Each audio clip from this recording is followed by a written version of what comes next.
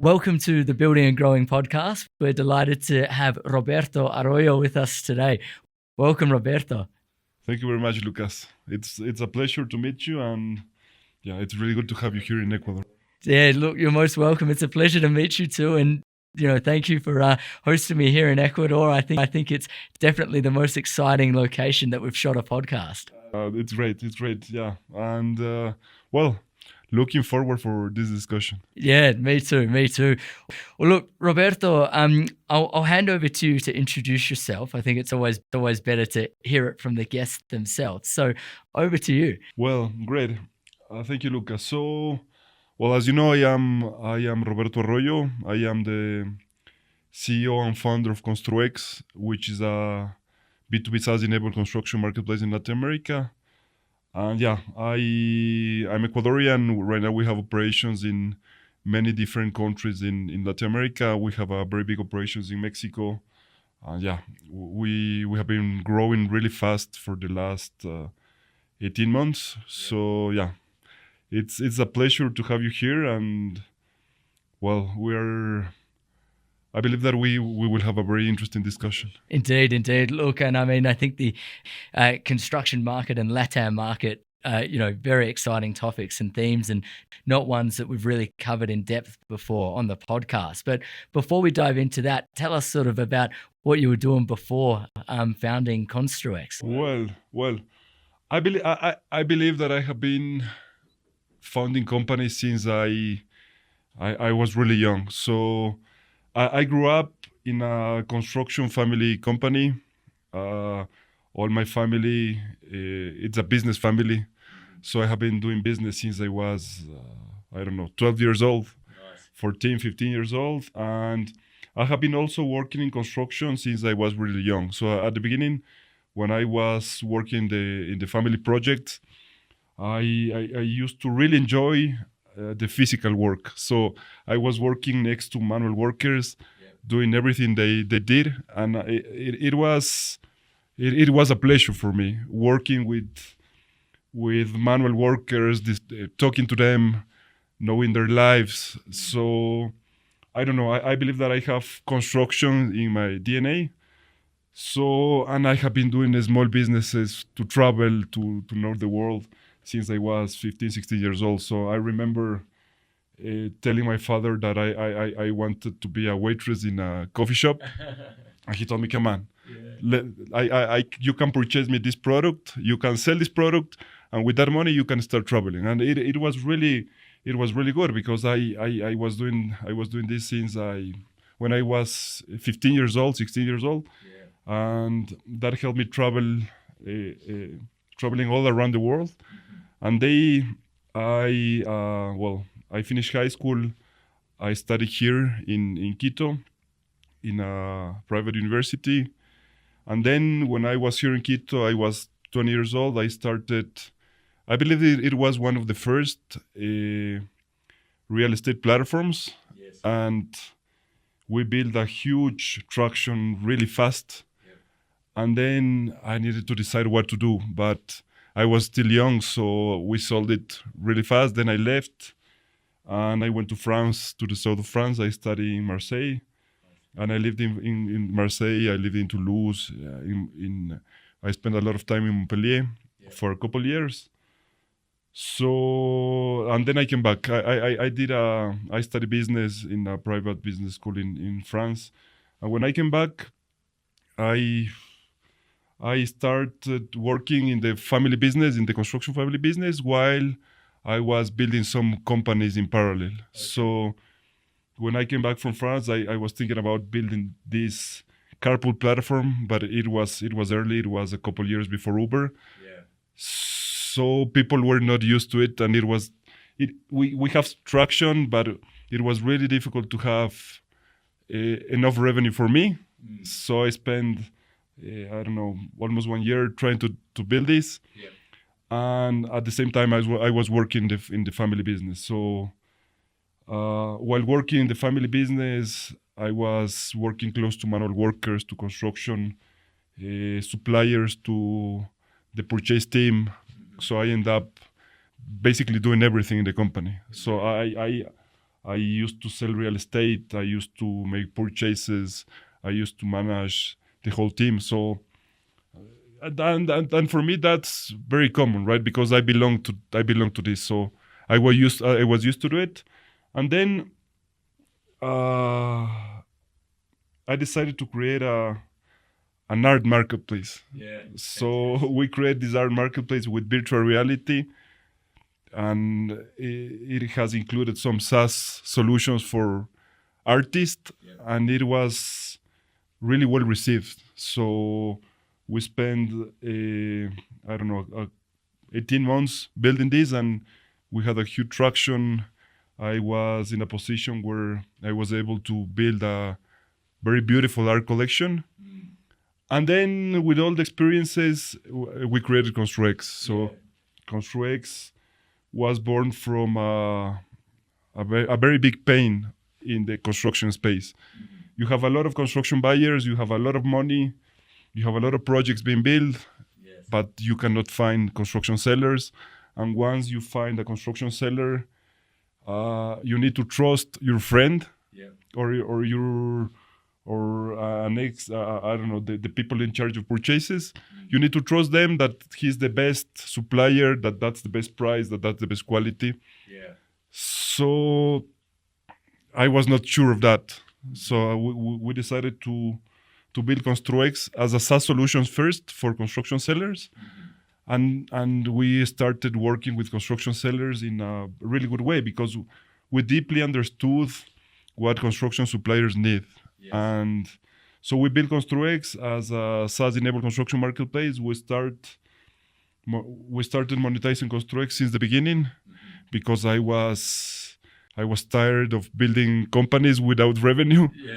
So I told my partners, okay, don't worry, we will make money since the day one. And it was really difficult at the beginning, but we were generating revenue to cover our salaries since the beginning. Fantastic. And we started building traction. Construex has been a bootstrap company for 4 or 5 years before we raised the first round. And for me, it was really good because we built a profitable business with really solid basis since the beginning. So then when you receive more money, you know what to do with the money. You don't need to test. You know where to invest to grow. So we raised a seed round 12 months ago. And right now we're in the process of building the strategy for the Series A. And that's where we are now. Fantastic. Yeah. Well, look, what a sort of an introduction. Starting off, I guess, with construction in your DNA through the family business, and then, venturing off and doing some other startups in, the art space, the carpooling space, the real estate platform, before then, working on Construex. It's a fantastic journey. Just to, I guess, recap, you started off Construex to focus initially on the pain points that the sellers were facing. And there are buyers as well on the other side. So in terms of, I guess the top 3 pain points for the sellers and the buyers, what would they have been? I believe that right now we are a venture-backed company, right? So I believe that we did the whole process in a different way because you have a lot of American or European companies.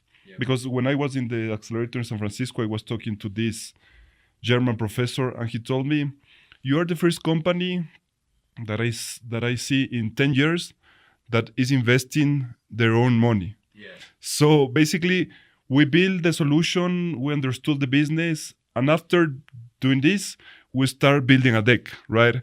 So usually companies, they build a deck, they understand the size of the market, all the pain problems, and then they start building the solution. So at the beginning, we started Construex because I felt that construction suppliers are not digitized.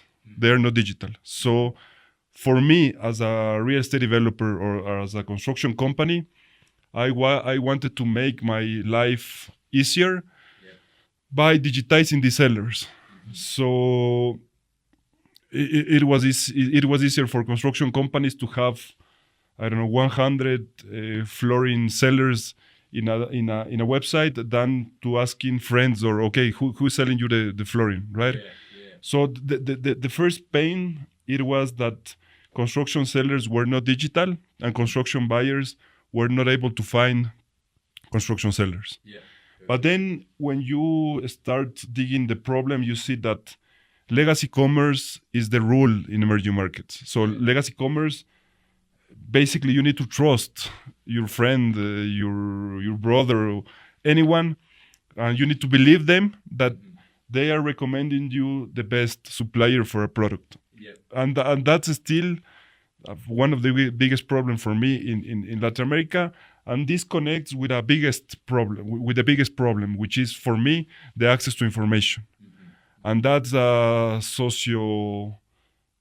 political, economical problem for me, because in emerging markets and in Latin America, you have the richest people having access to information and making better decisions because they have access to information. But then you have most of the population and they don't have access to information. So for me, that's the biggest problem: giving access to information to everyone, so they can be able to make better decisions. And that's construction. That's a problem everywhere. And then the third problem is that construction sellers, all the construction industry, it's a very rudimentary industry. So they are very reluctant to change. They are not willing to become digital, and that's a more a very difficult problem to solve. So while you build, if you are building a tech solution for people in San Francisco, they will use it, right? Because you can assume that they are willing to have a better solution for their problems. But in construction, you need to come from the market, you need to come from the vertical, you need to have a very strong link to them, because you need to truly understand their pains, and then you need to start building solutions. So yeah, that's basically the pains that I saw. Yeah, that's fantastic. And so look, why don't we dive into, I guess, what it's like for, the buyers or the sellers when they use Construex. So do you want to talk about buyer experience first or seller experience? No, I believe that you need to think, because sellers in emerging markets, sellers in Latin America, the only motivation they have is to generate more revenue. And when you are an SMB, because you have 99% of construction companies in Latam are SMBs. So basically, all the companies are SMBs. And when you know the market and when you know the region, you will see that you can feel how SMBs behave and what they need, because most of them are family companies. They have a lot of family members working in the company, so they are very focused on generating more revenue, on new deals. That's the main focus. But at the same time, they need some SaaS solutions to be more efficient. But when you're an SMB and they offer you a SaaS solutions to become more efficient, and you need to invest money, I think as they think, okay, maybe we can invest this money later, because right now we have more urgent problems, right? So construction sellers, what they need is buyers. And that's an irony for me, because you have a lot of construction buyers and you have a lot of construction sellers, but they cannot connect. So we understood that construction sellers needed some SaaS solutions. We offered them these SaaS solutions, but the main focus was to bring them more deals, more customers. But how did you overcome the reluctance of them to pay for the SaaS solution? Well, for us,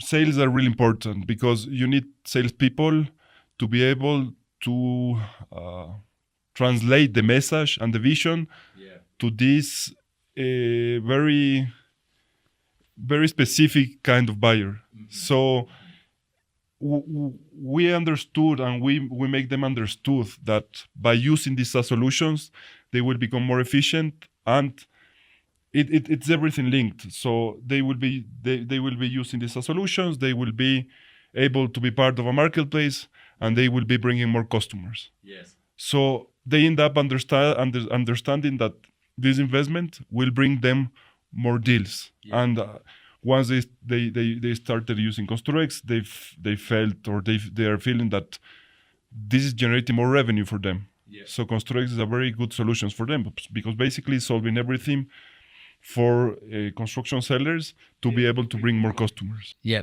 perfect. Yeah. And so, I mean, tying that back to, what you said about bringing in revenue, bringing in deal flow.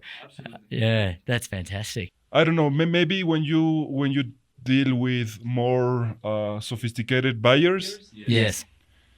they will see through the SaaS solutions, and they will see that this will bring more revenue eventually for them.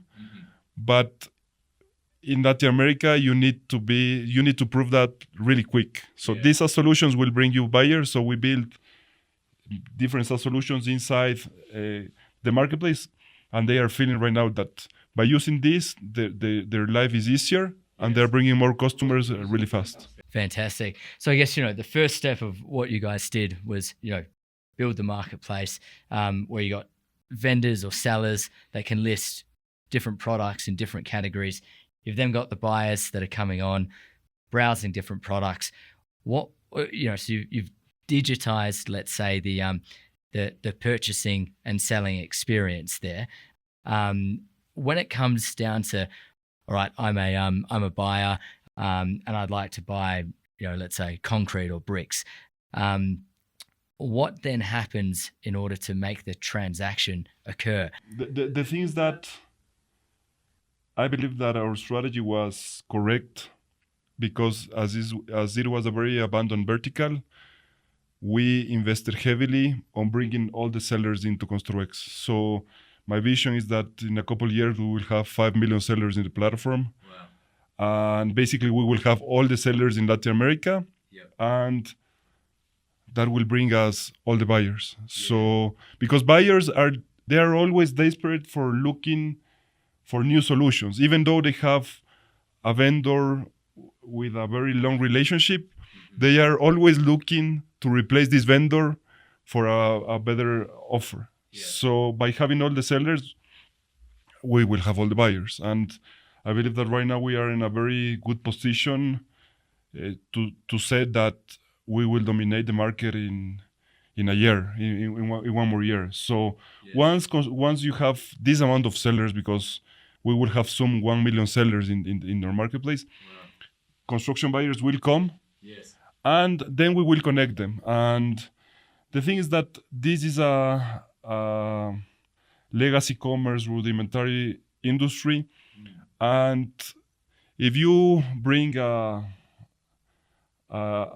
San Francisco founder to solve this problem, they will build a beautiful technology to try to solve this problem. But right now I have Brazilian investors, and through an American investor, we have a lot of really good relationship with very strong Mexican partners. And you need to understand that we are in a long process of building a solution. So if you think that a marketplace should be a very completely automatic marketplace in construction, that is not happening. So we are connecting them.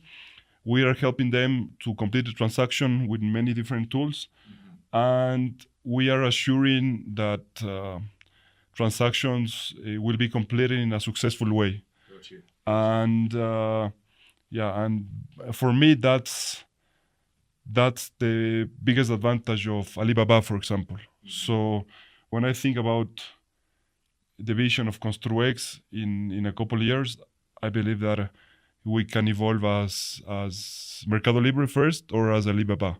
Okay. Because we're connecting rudimentary markets in a very old-fashioned rudimentary vertical.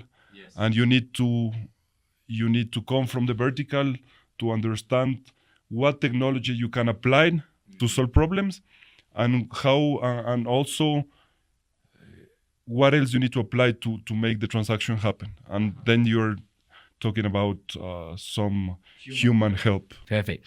So, you're approaching that 1 million sellers mark. Before we go on to buyers, let's talk a little bit more about the SaaS solution that you're offering the sellers. I mean, we've talked about the fact that they can come to the marketplace and sell to increase their revenue. But, you referred to the fact that you're digitizing the whole construction experience for them with that SaaS product. So what else does that offer? Well, I don't know. I am a Latin American founder, so I see things as I learned to see things here. But when you deal with US founders or US investors, they are really looking forward to have very complex SaaS solutions. Yeah. But I believe that we are starting really early. Yep. So basically what I am offering my sellers is to become digital in a really simple way to do it. Mm-hmm. So many of my investors are seen as a kind of Shopify. Yes. But I feel that I am offering many different SaaS solutions inside the marketplace, but and you can think as my SaaS solutions focus on solving SMBs operational problems. So basically we're focused on building many different problems, but then in a very simple way. So even for me, even for many founders in the space, you have a lot of CRMs that are really complex to use. Yes. Right? And you need to spend a lot of time learning, and you need to speak English, and they are complex solutions. So for example, we built a very powerful and a very simple CRM, and they are happy to use my CRM because that's improving the Excel sheet or the pen and paper, and they are also really well connected with all the customer flow. Mm-hmm. So I don't know, we understood some specific pains in construction sellers, and we have solved this with very simple SaaS solutions. Fantastic. Yeah, that's excellent. I mean, look, CRMs are a very important part of many companies, and particularly companies that want to understand, I guess, their deal flow and increase revenue. Absolutely. And we're connecting all our SaaS solutions with digital tools that construction sellers are already using. Yes. And right now we're seeing you're seeing these kind of solutions in many different companies in the space, and I believe that it's a very logical approach. But you have a lot of construction transactions happening through WhatsApp, for example. Yes. So from there, we're building a lot of solutions integrated to this communication channel, and we are keeping all the information, which is really good because they are already closing deals through WhatsApp, for example. Yeah. And I am seeing there a very big opportunity. Yeah. I mean, certainly, I know in Latin America, WhatsApp is a massive sort of sales channel. Everyone is closing deals through WhatsApp. That's right. Yeah, which is fantastic. And then I guess a comment, in terms of that marketplace approach with integrations. There's a company called Xero, a New Zealand company. It does accounting, and they built a Xero marketplace so that many different companies can integrate their software and use, let's say, a business's accounting transactions to then, do working capital forecasts or, produce like loans. And so I think that sort of, partner and integration-led approach is a really strong one that's worked overseas. Absolutely. And I believe that once you build this traction, you start seeing plenty of opportunities. Yes. Because once they start using some solutions, then you start seeing that, or then you start finding new pains or understanding new pains. And then is when you have this great cycle starting, because you're in a really good position to offer them other kind of solutions. Indeed. And look, I mean, a marketplace is all about supply and demand. I think we've covered supply a great deal. But why don't we talk a little bit about the buyers? What's that experience like for them? Well, I am very happy with what we're seeing now with buyers, because I have been focused on sellers for a long time. So, because when you build a marketplace, you know that you need to build two sides, right? And if you're trying to build both sides at the same time, it's going to be really difficult to do it.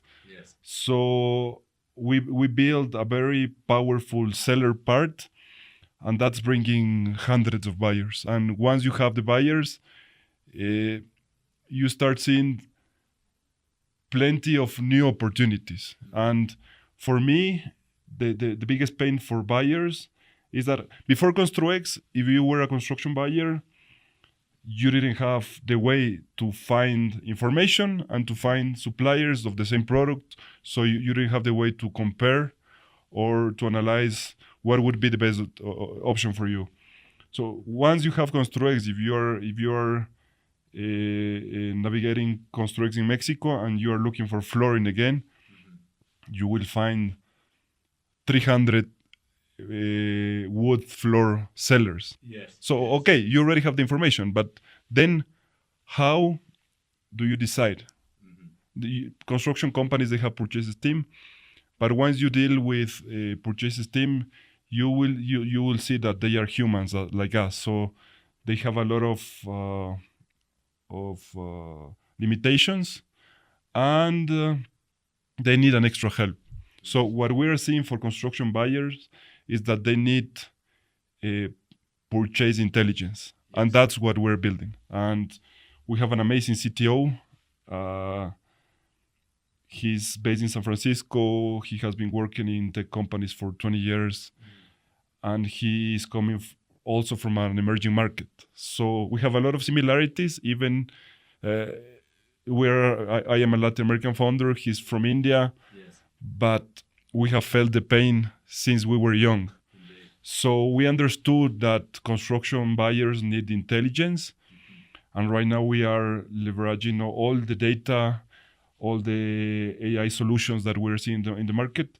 And that's what we are giving construction buyers. And they are really happy, because once they come to Construex, they will be sure that they will be saving a lot of money, and they will be saving a lot of time. So as we are really close to have the seller part built, right now we're focused on building some extra help for construction buyers. And I don't know. I believe that in the future, they will still have some very efficient purchase teams, but they will be making decisions based on Construex data. And that's what it's beautiful, because right now I have all the data of all the region, of all the buyers, of all the sellers. So if you're a construction buyer, what would you prefer? To purchase a product without an intelligent system or with an intelligent system? So that's what we're building for. Fantastic. And look, I mean, that really goes back to the point that you made earlier on about democratizing that data. And that's fantastic and very impactful, because it means that business owners and small business owners can make better decisions to better impact their bottom lines. Absolutely, because, well, I lived in Europe for a long time, and I have been traveling to the US since I was really young. So I understand the difference between first world markets and emerging markets. And you have very big construction companies here working a very rudimentary way, even though they are selling hundreds of millions of dollars. And there's a lot of place to help them to be more efficient. So with data, we are able to do it. And we have been building very strong relationships with construction buyers, because they will end up purchasing products for these thousands or hundreds of thousands of SMBs, but with Construex intelligence. Yeah, fantastic. And you touched upon AI earlier on. I guess, data and artificial intelligence are, really big buzzwords, let's say, at the moment. Do you have any sort of plans in that space? Yes. I don't know. Maybe it's me and my personality, but I have been always against trends, right? But and I have the feeling that right now it's a very powerful trend. But and you have a lot of companies trying to leverage AI to build some fundraising rounds. But specifically talking about construction, I believe that AI could be an amazing solution because construction is basically a conversational vertical, right? You are not purchasing an iPhone automatically. You need to build trust first between sellers and buyers, and that's really difficult because and that's why Construex is a kind of a trust broker. But then you need to maintain a conversation between both of them. And once they have solved hundreds of questions, they will be ready to transact. And there is where we are leveraging artificial intelligence, and which is the most beautiful thing for us is that artificial intelligence that we are using in Construex is coming from our own data, and that's a very specific vertical construction data in the region. So we have a lot of data, we have a lot of knowledge, and that's how we are leveraging AI to build a technology based on conversations, on a conversational transaction, but leveraging all the information that we have in all the region. Indeed, yeah. And look, I mean, having that huge database is crucial to be able to build a large learning model on top of it. And that's huge because right now you have a lot of data all around the internet. So I don't know if you're willing to build a horizontal marketplace. You might be able to find some more data to build some AI over that. But sellers were not digital 2 years ago, and right now they are. There's hundreds of thousands of transactions happening in Construex, and we are selling all this data. So we are in a really good position to offer very powerful intelligence to sellers and buyers. Indeed, fantastic. And Roberto, tell us a bit more about the team behind Construex. The team for me, I don't know. It has been like the most important foundations for what we have built. So I started the company at the beginning with Nicolas. He's my brother, and here in Latin America we're very used to family companies. You have a lot of many of the biggest companies in the region are family companies. So for me it's good because you have a very strong support, and as a startup founder, you need not just like working support, but emotional support. Indeed. And that has been really good. So we started the company with Nicolas. He studied in the US. He has been working in construction as me. He has construction in his DNA too. Then we have a Swiss co-founder, Sven. He's our CMO, and he brings to us a very different way to see the world. He was born in Switzerland, and well, he has been amazing. He's a really good mix too because he has like the European roots in his blood, but he understands really well the Latin American space. Then Carolina joined the team. She's part of the family too. She was a lawyer for 10, 12 years. She was in international arbitration, and she's brilliant. She's completely brilliant, and she's a great analyst, and she has been also very, very, very important on building the business. So, and we have many different visions of how to build a business.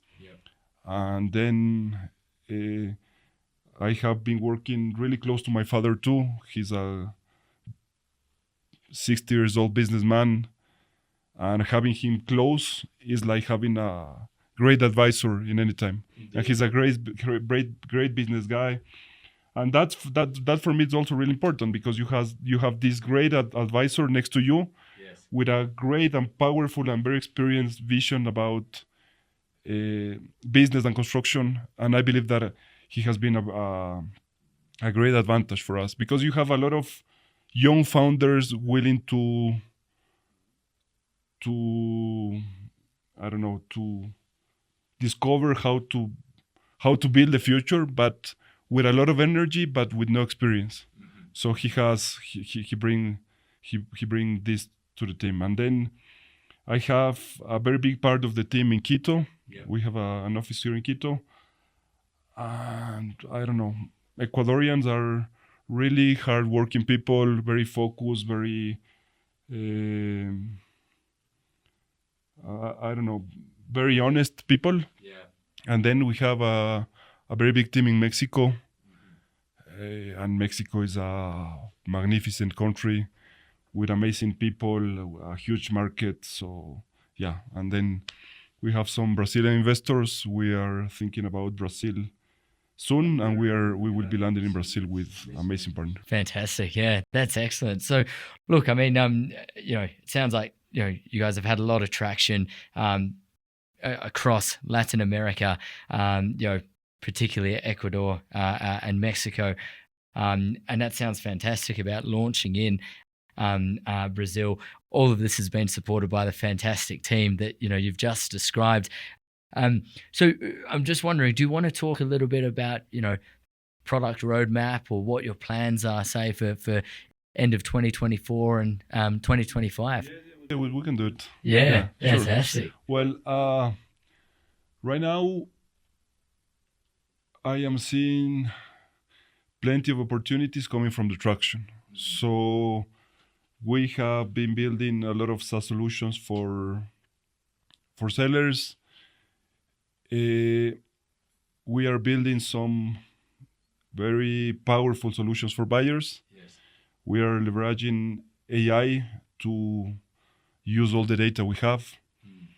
I believe that we have launched in the last months, which I believe is the strongest business intelligence platform in the region based on construction, because you have a couple strong players in the region, and they have been dominating the market for 20 years. Yeah.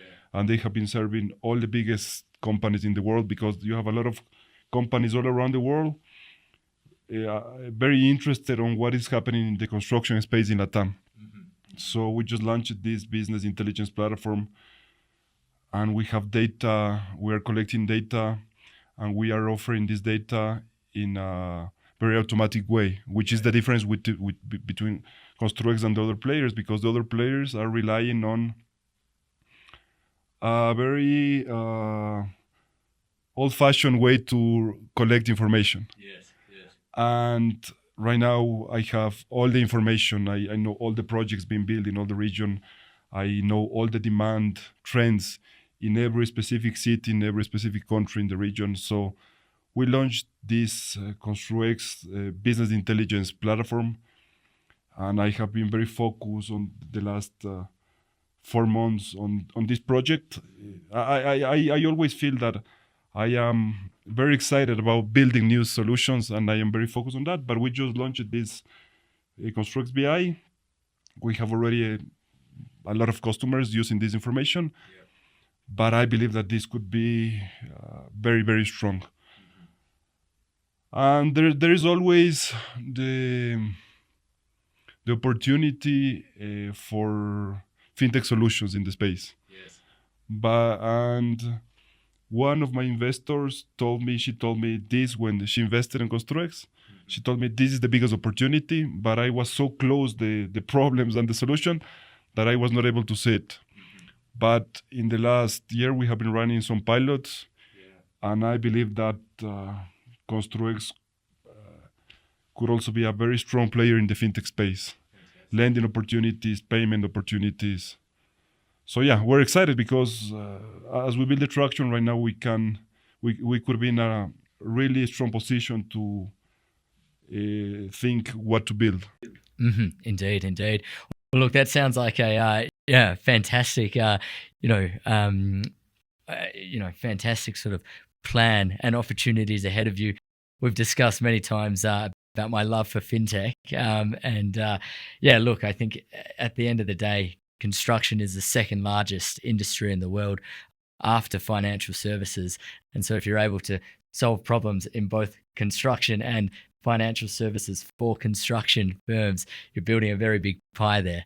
Yes, I agree. And well, we're still really early, but I believe that to be humble, it's really important while you are building something. So I have been trying to remain very focused in what I know, in what I don't know, or what I need to learn. So to build or lending or fintech solution initially, we bring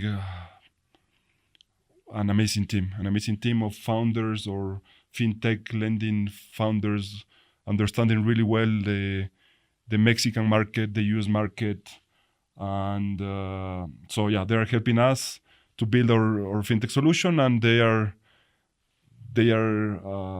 helping me to understand better the space. So but right now I know and I feel that the fintech opportunity in the construction space is huge. Fantastic. That's excellent. And look, I mean, we've discussed Latin America a fair amount, so far in the podcast. I know certainly before when I've done benchmarking on LATAM and other similar markets like Southeast Asia, which, have some shared characteristics in terms of population size, in terms of, I guess, emerging middle classes, that there's always been a sort of, one player can take the whole market approach.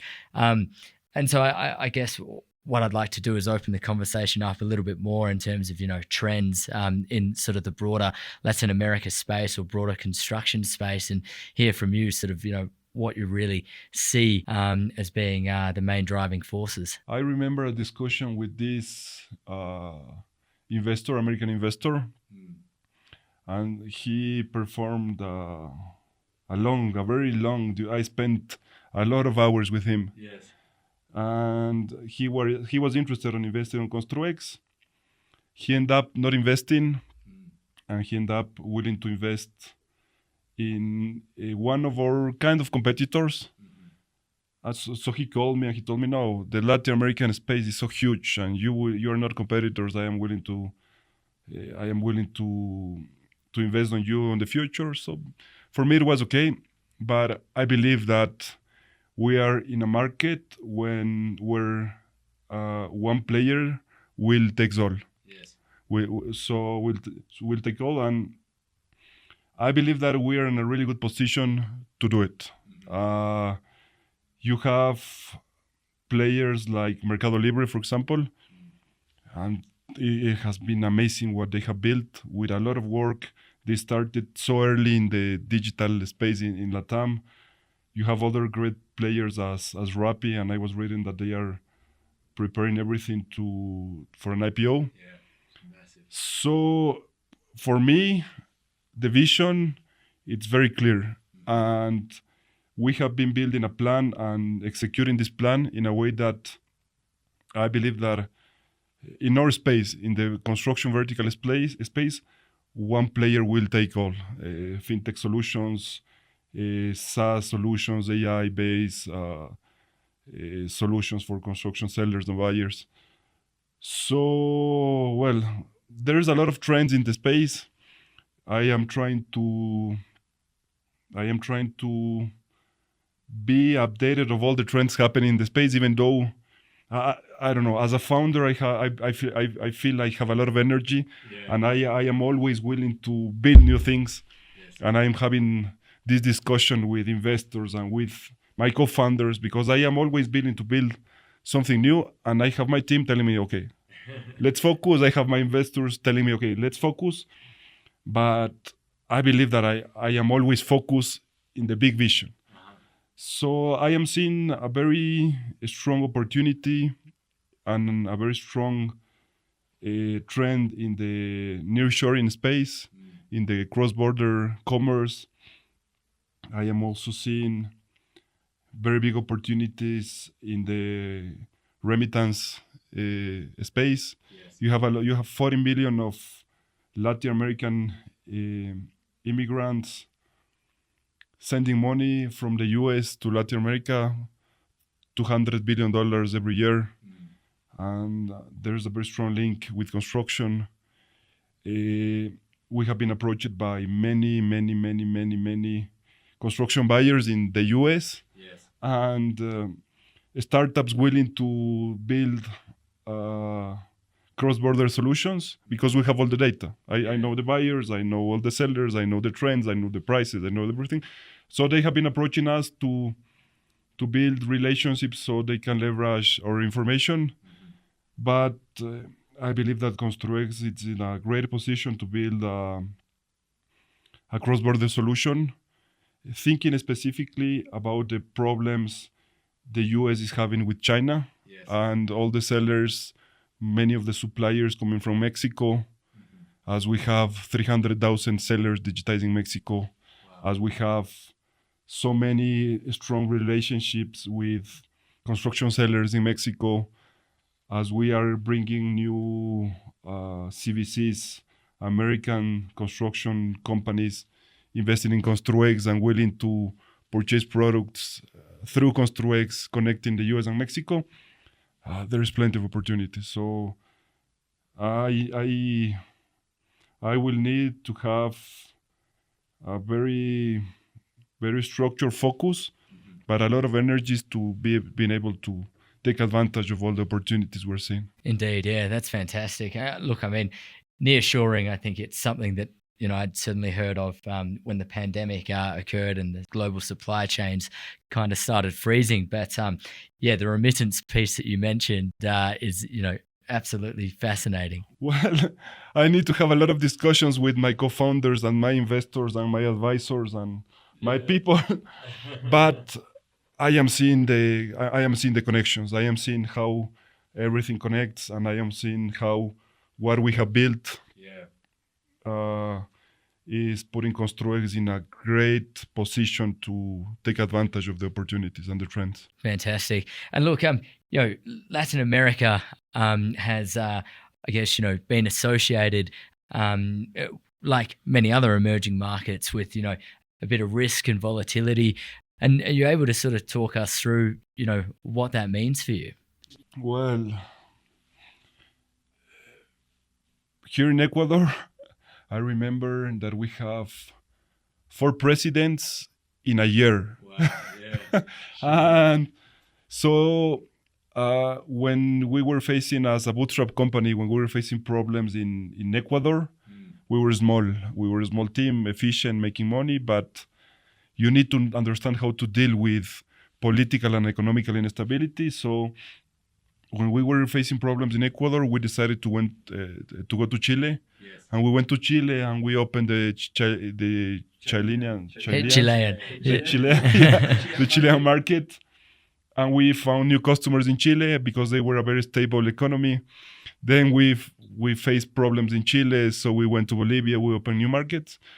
So volatility for Latin American founders is also in our DNA. So basically, you grow up learning how to deal with volatility, with political instability, economical instability, with every kind of instability. And you know how to manage instability, and at the same time, you learn how to build a business managing instability.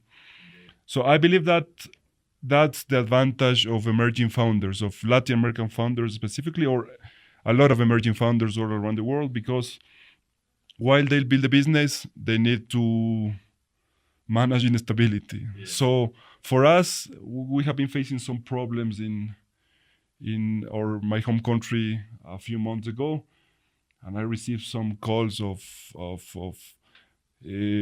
partners worry about us being here. But we are working really well because we are used to it, and this is our base of operations. But we are opening very big markets with teams located in these markets. I am living between Mexico and Quito. basically, and I will be living between Mexico, Quito, and Brazil soon. I have great partners, great co-founders. I was lucky because I found some great people in Mexico. So yeah, I believe that growing up in this volatile market, it's an advantage. Yes, indeed. Fantastic. That's excellent. Look, Roberto, we've covered a lot today. Just in terms of, wrapping up, are there any key takeaways that you'd like to share with the audience? Well, I was thinking about this phrase I read, and it was about vision. So vision without executing is an hallucination.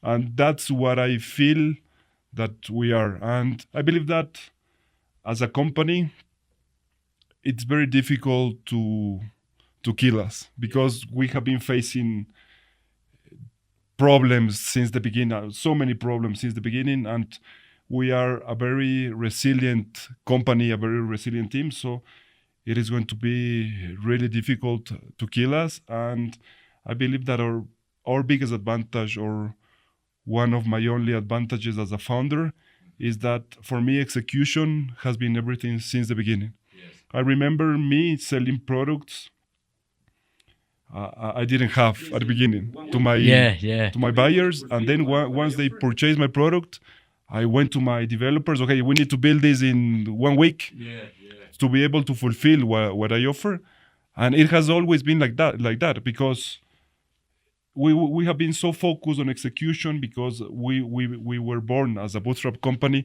and we needed money. So everything is execution. And I have a lot of discussions with my team and some of my investors, and I have great investors now. For me, the investors I have now, they are like partners, but I am used to build, and then we can start thinking how to improve it, or how to make things better. But I am the kind of guy that wants to execute really fast, and then we can think about it. So I believe that, so execution is one of our strongest characteristics. Fantastic. Yeah, I think executing and then iterating is the approach to go, because if you think forever about an idea, you'll never do it. So you just got to start. That's me. I have an idea, and I believe that this is in my blood. Yes. Yeah. I come from a business self-made family, and they are coming from zero, and I am very proud of it. So for me, it's okay.